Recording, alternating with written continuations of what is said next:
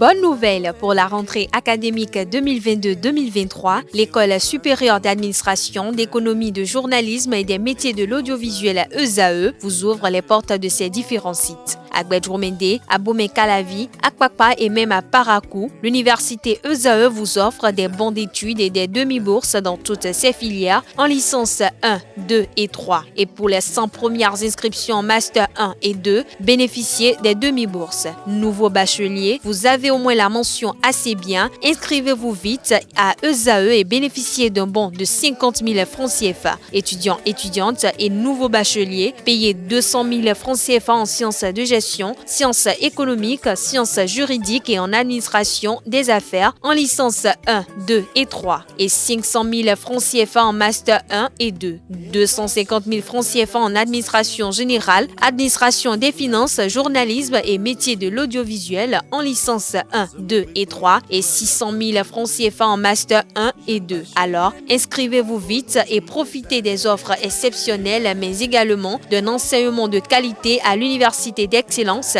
ESAE. Infoline 90 93 65 21 ou le 98 98 14 00. ESAE, l'excellence à un nom. Bonjour à nouveau, chers amis internautes. Nous démarrons, comme il est de coutume tous les matins, par la manchette de l'informateur qui propose ce matin exportation des produits agricoles comme le soja et l'acajou. La vérité sur la répartition des taxes. Les prélèvements sont à la charge de l'acheteur qui veut sortir les produits du pays et non à la charge du producteur. Toujours à la une de l'informateur de ce mardi matin, après avoir visité la zone économique de Glodjibé, Mike Espaille lance un important appel. Des détails sur le dit communiqué rendu public dans les colonnes de la livraison de ce matin du quotidien L'Informateur. Arrêté après avoir orchestré son propre enlèvement, Eustache Roncanlin fait des aveux. Des détails à la page 5. Toujours à la une de l'informateur du jour, centre hospitalier universitaire Hubert Kotoukou-Maga CNHU HKM de Cotonou, un bureau dédié aux plaintes des usagers. L'oreille droite de la une de ce matin de l'informateur vous invite à découvrir dans les colonnes de sa parution les productions journalistiques des étudiants en formation à l'école supérieure d'administration, d'économie, de journalisme et des métiers de l'audiovisuel ESAE.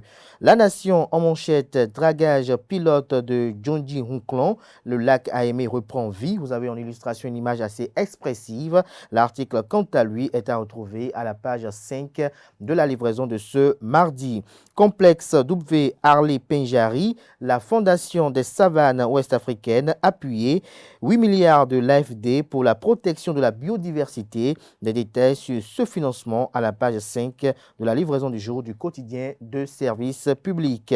Fraternité, ce matin en manchette. Investiture imminente du président de l'Assemblée nationale, fin de la période de grâce, place au dossier. L'article est à retrouver à la page 3. Le journal fait savoir néanmoins en manchette que le président de l'Assemblée nationale du Bénin, 9e législature, Louis Béounou Vlavonou, sera investi le jeudi 13 avril prochain. Le même jour, il procédera à l'ouvrir de la première session ordinaire de l'institution pour le compte de l'année 2023. Ceci conformément aux dispositions de l'article 86 de la Constitution qui stipule l'Assemblée nationale se réunit de plein droit en 2 sessions ordinaires par an. La première session a lieu dans le cours de la première quinzaine du mois d'avril. Parlant de la cérémonie d'investiture, elle connaîtra la participation des délégations étrangères, dont notamment la présence du président du Parlement du Ghana, de son homologue de l'Assemblée nationale du Niger, et en dehors du côté festif et de ce double événement, ce qui est le plus attendu, le message que délivrera le président Louis Béounou Vlavonou, impossible de le savoir, sauf si l'on est dans un cercle rapproché, mais il n'est d'aucun doute qu'il ne manquera pas de se prononcer sur les défis à relever par cette Assemblée nationale particulière avec non seulement le plus grand nombre de députés depuis la première législature, mais aussi avec le plus grand nombre de femmes députées. Toujours à la une du journal Fraternité de ce mardi matin, résultat du concours de la police républicaine, une invite à découvrir à la page 11 la liste des 700 candidats déclarés admissibles au titre de l'année 2022.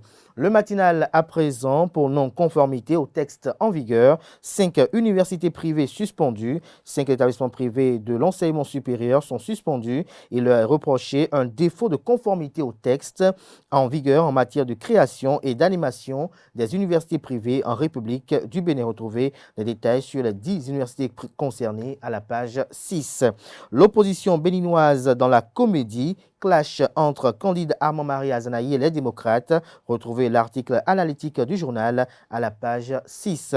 Matin libre ce matin en manchette. Vie après le pouvoir. L'ancien président Thomas Boniaï encore frappé, estime le journal. Vous avez en illustration une image prise de la capsule vidéo du président de la République qui est virale sur les réseaux sociaux.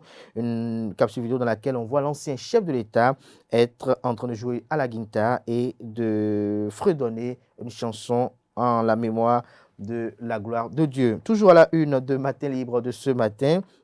Radiologie vasculaire et interventionnelle, une mission au Bénin pour la première fois. Toujours à la une de Matin Libre du jour, dîner de Pâques aux sélections nationales cadettes et juniors. Le message vibrant du président de la Fédération béninoise de handball, Silikou Karimou, est retranscrit à la page 4. Le Béninois libéré ce matin, littérature, un chef-d'œuvre de Léon Zoura. La contrebasse, Joseph Diogbenou, une plongée fascinante dans l'histoire de Joseph Diogbenou. Retrouvez l'article qui nous édifie sur cette œuvre littéraire à la page 5. Action de solidarité envers les populations, Issa Boni Ouourou appuie les braves femmes de Manigri. Le potentiel à présent, religion et spiritualité en Afrique.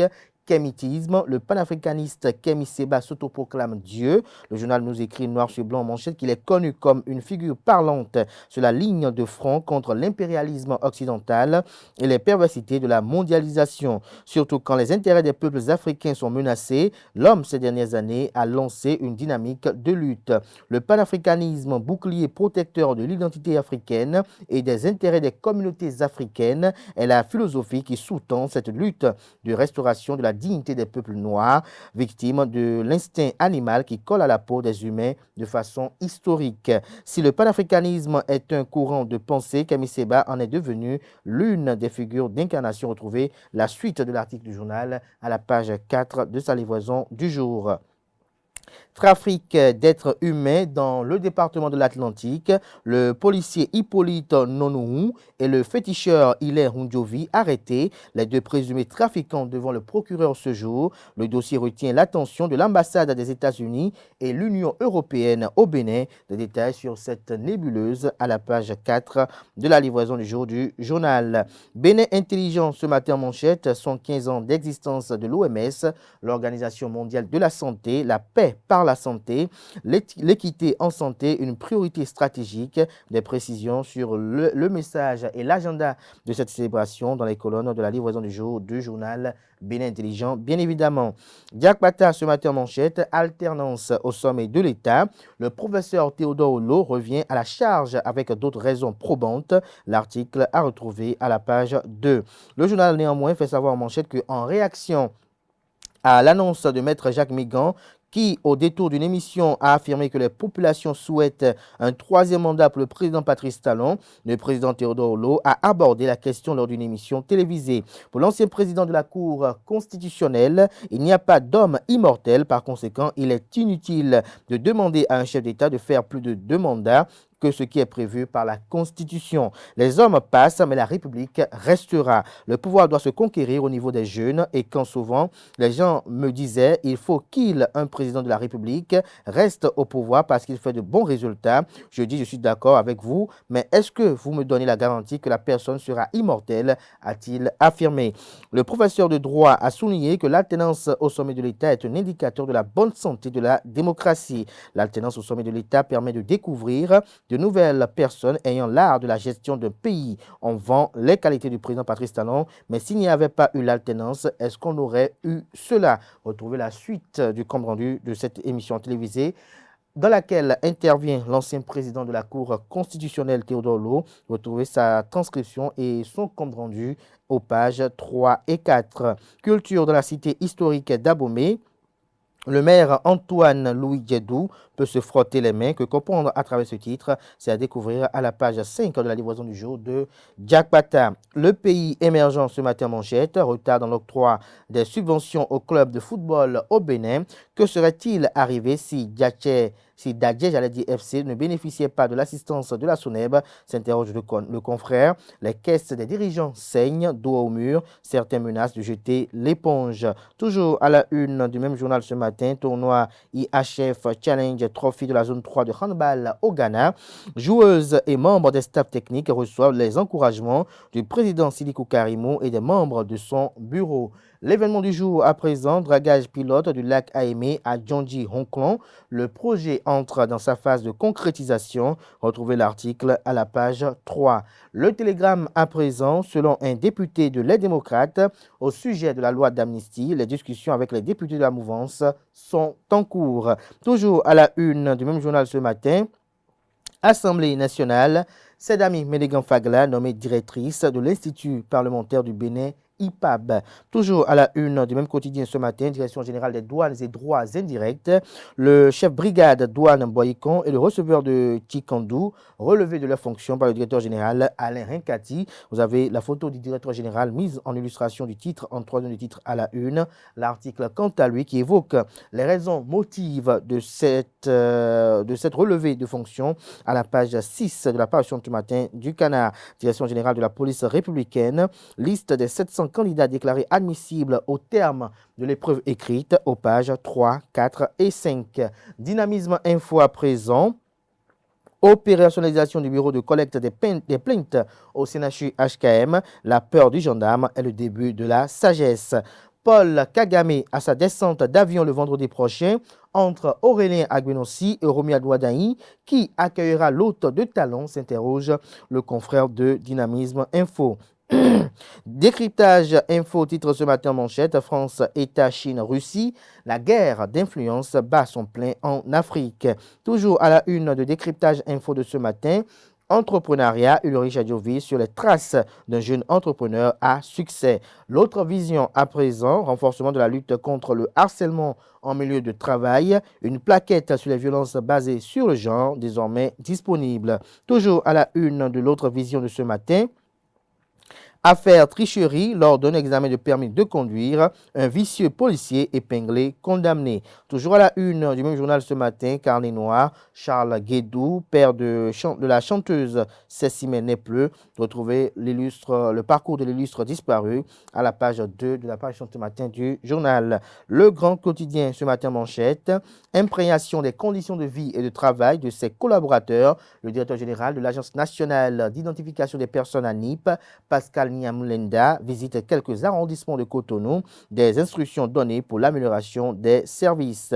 Le journal Les 4 vérités ce matin manchette, mauvaise gestion présumée et détournement des quarts du mono. Les coopérateurs sollicitent Patrice Talon et Gaston Dossoui, respectivement président de la République et ministre en charge de l'agriculture, de l'élevage et de la pêche, à sanctionner les mises en cause. Ils réclament toujours la publication des résultats de l'audit de l'inspection générale des finances diligentée en août 2022 afin d'éviter une éventuelle mauvaise gestion par les nouveaux membres élus des conseils d'administration des quarts d'Agamay, de Roudo, de Rouen et de Agnito. Toujours à la une de la 4 vérités de ce matin, enseignement supérieur au Bénin, 5 universités privées suspendues. Afin de faire reculer la cybercriminalité et ses pratiques au Bénin, Fed ONG lance 90 jours de campagne pour impacter les couches juvéniles. À l'instar de la résolution 1325, elle invite les femmes à prendre leur place d'éducatrices.